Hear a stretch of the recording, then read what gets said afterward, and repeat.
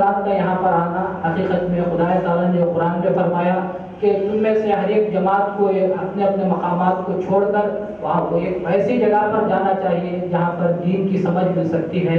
تو آپ حضرات کا یہاں پر آنا، حقیقت میں آپ اپنے اپنے شہروں کے سفیر بن کر یہاں پر آئے ہیں، اور جب آپ یہاں سے لوٹ کر جائیں گے تو آپ اس وقت اس کارگاہ کے سفیر بن کر واپس جائیں گے۔ تو جب تک آپ یہاں پر رہتے ہیں یہ خیال رکھو کہ آپ اپنے اپنے شہروں کے سفیر بن کر آئے ہیں۔ آپ اپنے اپنے شہروں کے اس نیت کے ساتھ آئے ہیں کہ یہاں سے ہم کچھ دین کی سمجھ لیں گے اور واپس جا کر ہم جو حضرات یہاں پر تشریف نہیں لا سکے ان کو ہم کو واپس دینا ہے۔ اس خیال سے سفیر بن کر آپ یہاں پر آئے ہیں، اور جب آپ واپس جائیں گے تو آپ یہاں کے نظام عمل دائرہ کے سفیر بن کر جانے والے ہیں۔ تو یہ اس خیال کے ساتھ آپ کو ان نشستوں کو خاص طور پر غور کرتے ہوئے ان نشستوں کا خیال کرنا چاہیے۔ جو باتیں بتاتے ہیں ان کو غور سے سننا چاہیے، جو عمل آپ کو سکھایا جاتا ہے وہ آپ کو اس خیال سے یاد رکھنا ہے کہ آپ کو واپس جا کر اپنے ساتھیوں کو جو یہاں پر نہیں آ سکے ان کے سامنے اس کو دہرانا ہے۔ تو میں آپ تمام حضرات کا استقبال کرتا ہوں، کیونکہ جو قدم خدا کی راہ میں اٹھتے ہیں جن قدموں کو دھول لگتی ہے، جیسا کہ مہدی موعود علیہ السلام نے ارشاد فرمایا کہ خدا آخرت میں میزان میں وہ دھول کو بھی تولا جائے گا۔ تو آپ کا ایک ایک حرکت جب تک آپ یہاں پر رہیں گے برابر اس کا ایک ایک لمحہ آپ کو خدا کی جانب سے بہترین بدلہ ملے گا۔ خدا تعالیٰ آپ سب کی یہاں پر آنے کو مبارک اور باسعادت بنائے۔ میں کمیٹی کی جانب سے اور دائرے کی جانب سے آپ تمام حضرات کا استقبال کرتا ہوں۔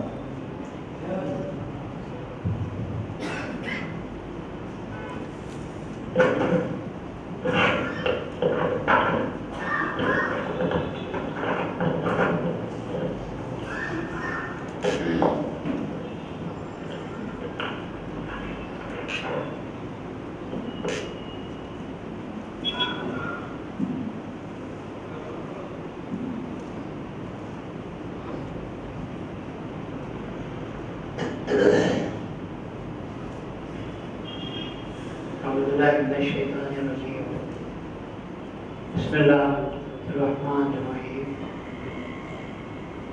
لیس البر ان تولوا وجوہکم قبل المشرق والمغرب ولکن البر من آمن باللہ والیوم الآخر۔ ارشاد خداوندی ہے یہ کوئی نیکی نہیں ہے، یہ عام مفسرین نے بر کا جو ترجمہ کیا ہے وہ یہ ہے کہ بر سے مراد نیکی ہے، بر سے مراد تقویٰ ہے۔ تو اس اعتبار سے اس کے معنی یہ ہوتے ہیں کہ یہ کوئی نیکی کا کام نہیں ہے یا یہ کوئی تقوی کی بات نہیں ہے کہ تم اپنے چہروں کو مشرق کی طرف یا مغرب کی طرف پھیر دو، بلکہ نیکی اور تقوی کی بات یہ ہے کہ تم اللہ پر ایمان لاؤ اور آخرت کے دن پر ایمان لاؤ، اور بہت سی تفصیل کے ساتھ اللہ نے باتیں بیان کی ہیں کہ ان سب باتوں پر ایمان لاؤ۔ اس کے بعد عمل کی بات بھی بتائی ہے کہ تم کو نماز بھی پڑھنی چاہیے، روزے بھی رکھنے چاہیے۔ یہ بدنی عبادتوں کے بعد مالی عبادتوں کا بھی اللہ نے ذکر کیا ہے کہ تم کو خرچ کرنا چاہیے اللہ کے راستے میں، اور وہ مد بھی بتائے ہیں جن مدوں میں آپ کو اپنے روپیہ پیسہ خرچ کرنا چاہیے۔ تو تمام باتوں کو بیان کرنے کے بعد اللہ یہ کہتا ہے کہ یہ ہیں وہ باتیں جن کا تعلق تقوی سے ہے، دین سے ہے، ایمان سے ہے۔ لیکن حضرت دوسرے مفسرین کی باتوں میں، تفسیروں میں اور مہدی موعود علیہ السلام کے بیان قرآن میں زمین آسمان کا فرق ہے۔ बल्कि आप खुले अल्फाज में इतना याद रखिए कि बंदे में और खुदा में जितना फर्क है, बंदों में और खुदा में जितना फर्क है, उतना ही फर्क तफसीरों में और बयान में है।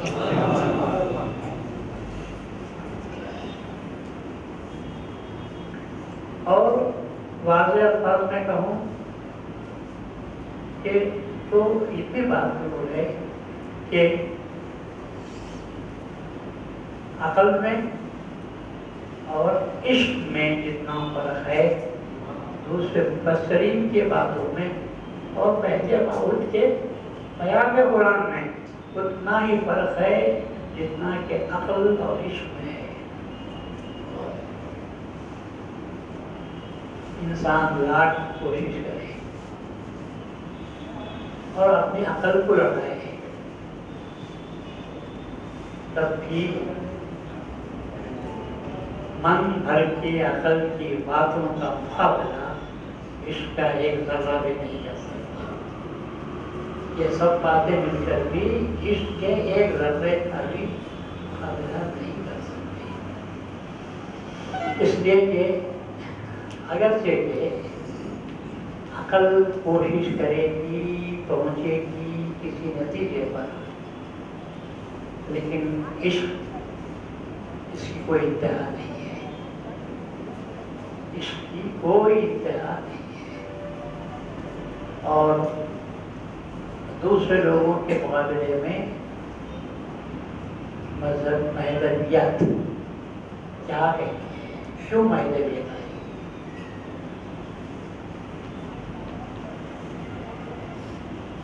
दूसरे अकल के समंदर में आप पाँव मार रहे हैं और जाहिर है कि ये हाथ पाँव का मारना सिर्फ अकल की बुनियाद और अकल की जानिब से तहरीक पर होता है।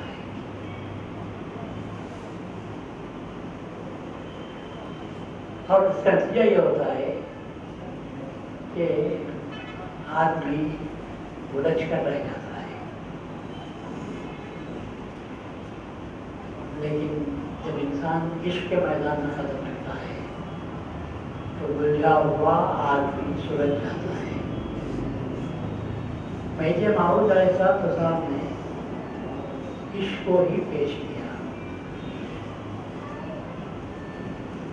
अब एक सवाल पैदा हो सकता है कि क्या अब तक महजे माऊद अलैहिस्सलाम की बेसत तक इश्क नहीं था? आपके बातों से तो ऐसा मालूम होता है कि अब तक जो बातें थी वो सब अकल के तहत चल रही थी। महजे माऊद अलैहिस्सलाम ने इश्क की बातों को दुनिया के सामने पेश किया। ये सवाल जहन में पैदा होता है, तो मैं आपको उसका जवाब देता हूँ कि खुदारा पहले महदवियत को समझो, उसके बाद आपको सवाल करने की इजाजत दी जाती है। सवाल सबसे बड़ा यही है कि अल्लाह ने महजे माऊद को क्यों भेजा? हमारे सामने जो सबसे बड़ा सवाल हमारे सामने आ रहा है ज़हनों में, या गैरों की तरफ से इस सवाल को आपके ज़हनों पर मुसल्लत करने की कोशिश की जा रही है। आज चारों तरफ से ये बात हमारे ज़हनों पर डाली जा रही है कि क्या जरूरत है, क्या दीन मुकम्मल नहीं हुआ था? तो कुरान ने साफ तौर पर कह दिया अल-यौम अकमलतु लकुम दीनकुम व अतममतु अलैकुम निअमती व रज़ीतु लकुमुल इस्लाम दीना। آج کا دن میں نے دین کو مکمل کر دیا، آج کا دن میں نے اپنی نعمتوں کو تم پر مکمل کر دی، اور تمہارے لیے میں اسلام سے راضی ہوا ہوں بحیثیت دین کے۔ جب اللہ نے یہ آیتیں بیان کر دی، اور یہ آیتیں آخری عمر کی ہے رسول اللہ صلی اللہ علیہ وسلم کی، تو جب ایسی باتیں آ چکی ہیں، پھر مہدی موعود علیہ السلام کی بعثت کی غرض کیا ہے؟ پھر کچھ کمی تھی تو مہدی موعود پوری کرنے کے لیے آئے۔ آپ بتائیے کہ کیا دین اسلام میں کوئی کمی تھی؟ کون مسلمان ہے جو اس بات کا دعویٰ کر سکتا ہے کہ حقیقت میں کمی باقی رہ گئی تھی جس کو پورا کرنے کے لیے مہدی موعود تشریف لائے؟ کیا ہم کوئی میں سے کوئی کہتا ہے کہ مہدی موعود نے فرمایا کہ جو کمی باقی تھی، کمی رہ گئی تھی، اس کو پورا کرنے کے لیے اللہ نے مجھے بھیجا ہے اور میں نے آ کر وہ پورے کام کیے؟ مہدی موعود نے فرمایا، نہ اللہ نے کہا، نہ ہمارا ایمان ہے، نہ قرآن کہتا ہے۔ پھر سوال یہی ہے کہ پھر کیوں مہدی موعود کو اللہ نے بھیجا؟ اور پھر مہدی اس پر زور دیتے ہیں کہ مہدی موعود کو اللہ نے بھیجا اور مہدی موعود کی تصدیق کرنا کیا ہے؟ فرض ہے۔ انکار کرتے ہیں تو خدا کے پاس پوچھا جائے گا۔ میں نرم الفاظ میں بول رہا ہوں، پوچھا جائے گا، ماخوذ ہوگا۔ ورنہ عقل کا تقاضا، میتھمیٹکس کا تقاضا تو کیا ہوتا ہے؟ مانا تو مومن، نہیں مانا تو، میں نہیں بول رہا ہوں، ماخوذ کے معنی بھی وہی ہوتے ہیں، کیونکہ جو کچھ ذہن ایسے ہیں بات جو سمجھتے یہ کیا ہے وہی ان کے پاس جاتے ہیں، تو یہ بے ساختہ مانا تو مومن، نہیں مانا سو کافر، آخر بول دیتے ہیں۔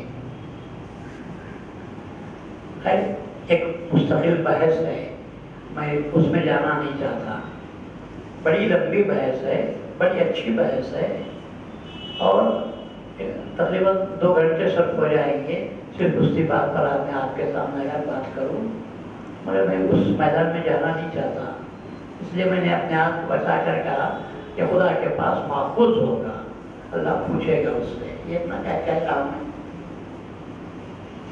تو ایسی صورت میں جب کہ اللہ تبارک و تعالیٰ نے کوئی چیز باقی نہیں رکھی تھی، تو پھر سوال یہ ہے کہ مہدی موعود کو اللہ نے کیوں بھیجا؟ یہ ایک بالکل 2 اور 2 4 کی طرح ہے۔ دیکھو میں ان باتوں کو اچھی طرح ذہن میں رکھنے کی کوشش کروں۔ بھائی 2 ہی مختصر باتیں، یا کچھ کمی تھی، اللہ نے اس کمی کو پوری کرنے کے لیے مہدی موعود کو بھیجا۔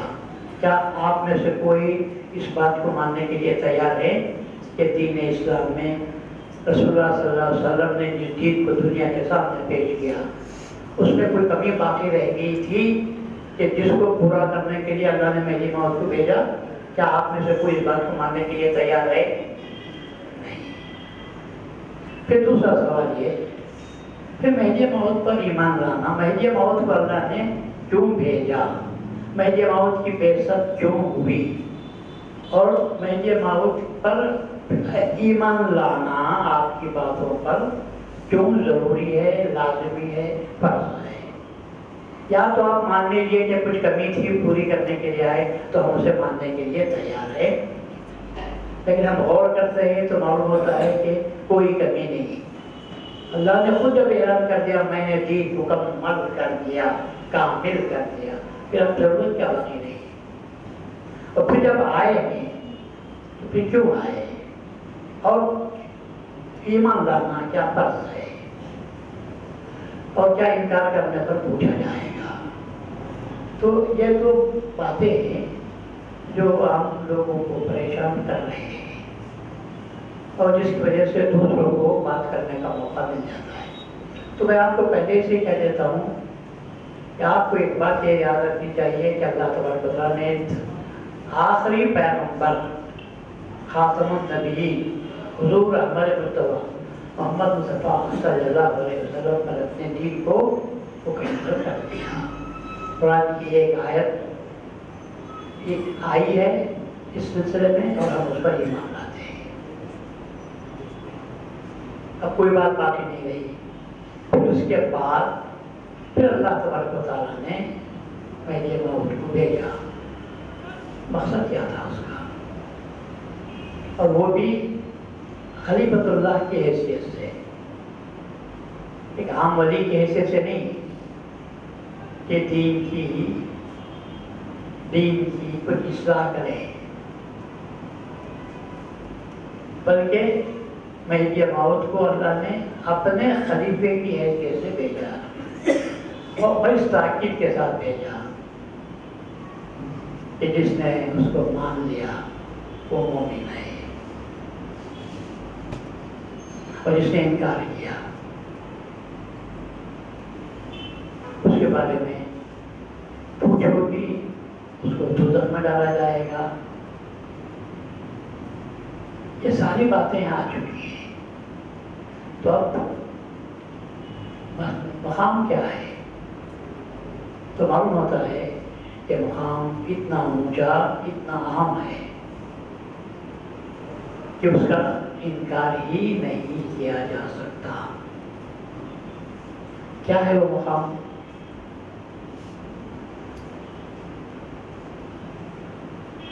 آپ پورے اس دین کی، اس پورے سلسلے کو،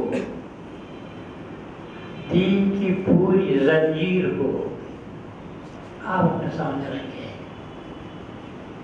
1,00,000 کئی ہزار پیغمبر آئے، بات ایک ہی تھی،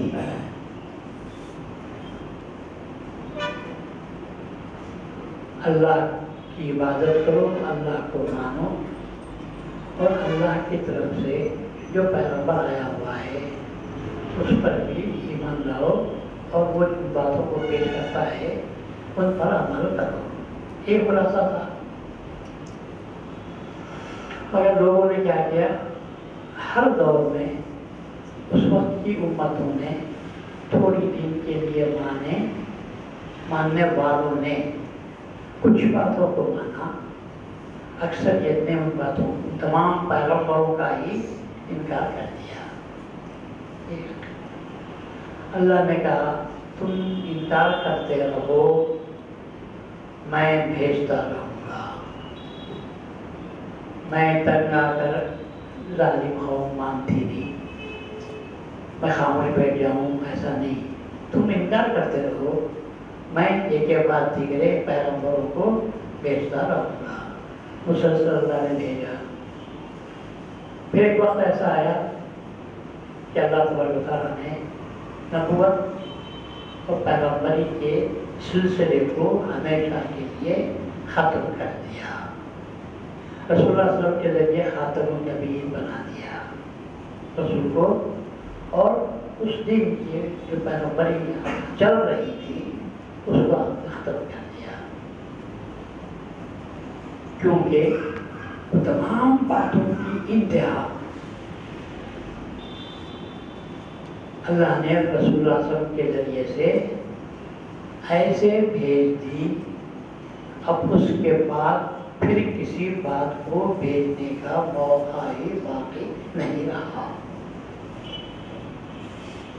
نہ صرف بندگی کے لیے بلکہ زندگی کے لیے، کیونکہ دوسرے پیغمبروں کے پاس آپ جائیں گے تو کہیں آپ کو زندگی ملے گی، کبھی کہیں، اور بندگی تو اتنی تھی کہ اللہ کو مانو، رسول کو مانو، لیکن بندگی تو سب جگہ ملے گی، زندگی تمام پیغمبروں کے پاس نہیں ملتی۔ عیسیٰ کے پاس علیہ السلام، عیسیٰ علیہ السلام کے پاس جا کر آپ پوچھو کہ بھائی میاں بیوی کے تعلقات کیسے ہونے چاہیے، بچوں کی تربیت کیسی ہونی چاہیے، تو عیسیٰ علیہ السلام کیا بولیں گے کہ بھائی میں نہ شادی کی میں نے، نہ میرے بچے ہوئے، یہ بات مجھ سے مت پوچھو۔ حالانکہ پیغمبر اور ایسا پیغمبر جو مردوں کو زندہ کرتا ہے، لیکن جب زندگی کے معاملے میں آ کر زندگی کی گلیوں میں ہم گھستے ہیں اور اس کے بارے میں کچھ بات پوچھتے ہیں تو عیسیٰ علیہ السلام کہتے ہیں کہ نہیں صاحب، یہ گلیوں میں گیا بھی نہیں، میں گھسا بھی نہیں، اس لیے آپ میرے سے مت پوچھو۔ اور دوسرے پیغمبروں کے پاس جاؤ اور پوچھو صاحب یہ بادشاہ کے معاملات کیسے ہیں، تم کہیں گے میں فقیر، میں در در پھرتا رہا، جنگل پھٹکتا رہا، میں نے نہ کبھی تخت کو دیکھا نہ تاج کو دیکھا۔ تو وہ پوچھنا ہے تو داؤد علیہ السلام کے پاس جاؤ، سلیمان علیہ السلام کے پاس جاؤ، تو وہاں آپ کو بادشاہت کے گر کیا ہیں وہ آپ کو وہاں پر ملیں گے۔ میرے پاس ان باتوں کی کوئی تفصیل نہیں ہے، میں کہیں جانتا بھی نہیں، میں بھٹکتا رہا تھا، مجھے بھٹکائے لوگوں نے، مجھے اخراج کرتے رہے، میں جنگلوں کو بھٹکتا رہا۔ یہ بات آ رہی ہے تو پیغمبروں کے پاس آپ جاؤ تو کسی نہ کوئی پیغمبر کے پاس سے آپ کو کچھ نہ کچھ بات ملتی چلی جائے گی، مگر ایک کے پاس سب نہیں ملے گی۔ اور جب اللہ نے مختلف 1,00,000 پیغمبروں کے ذریعے سے زندگی اور بندگی کی مختلف شاخوں کو، بلکہ مختلف شاخوں کی مختلف پتیوں کو آپ کے سامنے بکھیر دیا، سمجھا دیا، تو پھر اللہ تعالیٰ نے حضور پرنور محمد مصطفیٰ صلی اللہ علیہ وسلم کو آخری پیغمبر بنا کر بھیجا۔ مطلب یہ تھا کہ تمہاری زندگی یا بندگی کا کوئی بھی مسئلہ کیوں نہ ہو، آ جاؤ ختموں میں تو آپ کو اس کا جواب مل جائے گا۔ تو اب ختم کیا تو کیوں ختم کیا؟ ارے کوئی چیز باقی رکھی نہیں تو اب اس سلسلے کو بنانے کا کیا مطلب ہے؟ ہر چیز میں نے مکمل آپ کے سامنے کر دی۔ کیا چیز ہے جو باقی رہ گئی تھی؟ ہر چیز میں نے جلوت کی باتوں کو بھی بیان کر دیا، خلوت کی باتوں کو بھی بیان کر دیا۔ اب کیا باقی رہ گا آپ کے سامنے؟ کوئی چیز باقی نہیں۔ تو کہا کہ خاتم النبیین، ہم نے نبوت کو ختم کر دیا، خاتم النبیین بنا دیا۔ مگر وہ دنیا ہی کیا، وہ امت ہی کیا، وہ مخلوق ہی کیا، سب کے سب ہار مان لیے، مگر دنیا